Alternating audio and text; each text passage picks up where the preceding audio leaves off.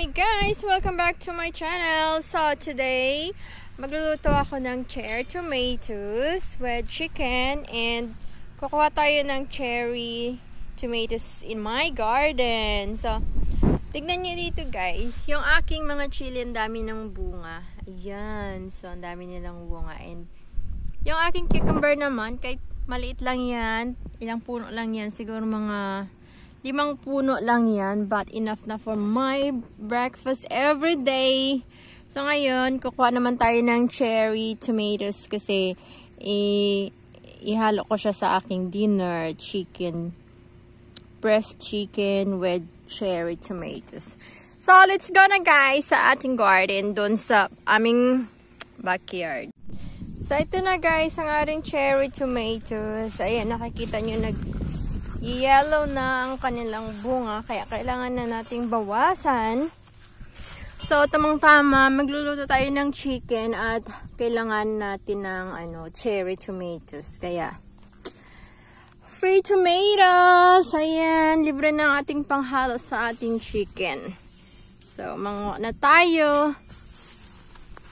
Yan, ito madami na dito. Ayan.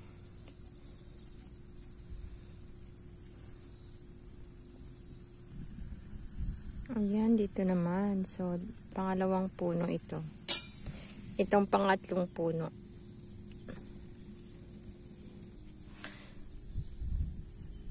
So, dito naman yung pang-apat na puno. Ayan.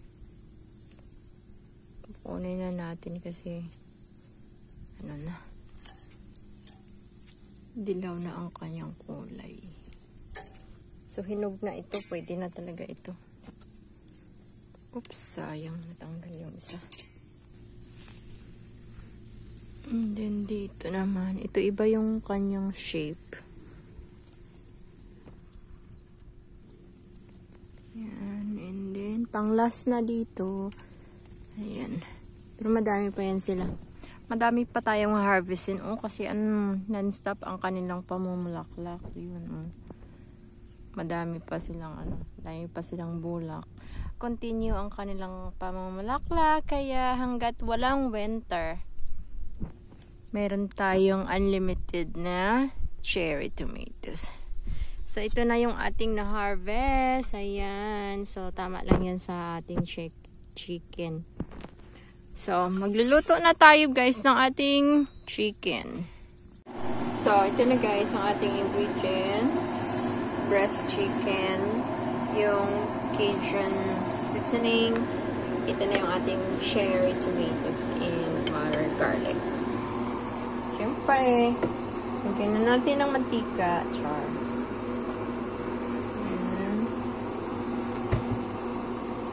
Nag-aaso-aso na ang aking oil. Ilagay na natin ang ating garlic.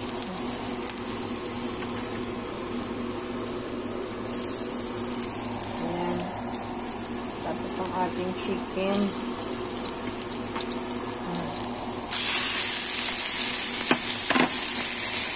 Gisa ng konti.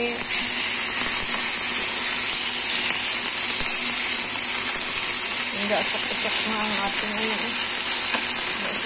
super init. Ang ating kawali super init. Konti lang ito ang ating chicken guys. Kasi ako lang naman nagkakain ito. Ang aking mga kasama, tapos na silang kumain. So medyo brown na ang ating chicken, lagay na natin yung butter. Ayan. Lagay na rin natin ang ating cherry tomatoes.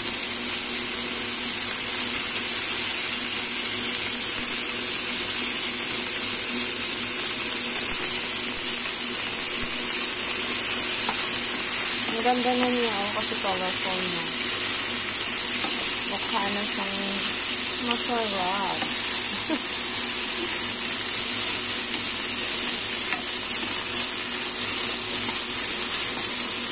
Then, lagay na rin natin ang ating seasoning.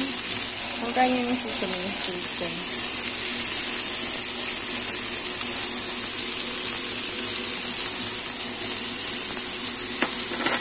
And then, next lang.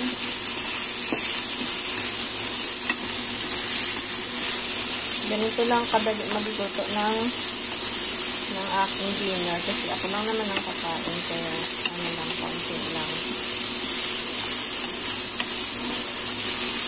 So, yan na guys. Luto na yan. Okay na yan. So, syempre, partner natin yung rice. So, ito na guys, ang ating cherry tomato chicken. So, let's eat guys. So yummy. Smell good. O, diba? Madali lang, mabilis lang at madali lang gumawa ng sarili mong dinner.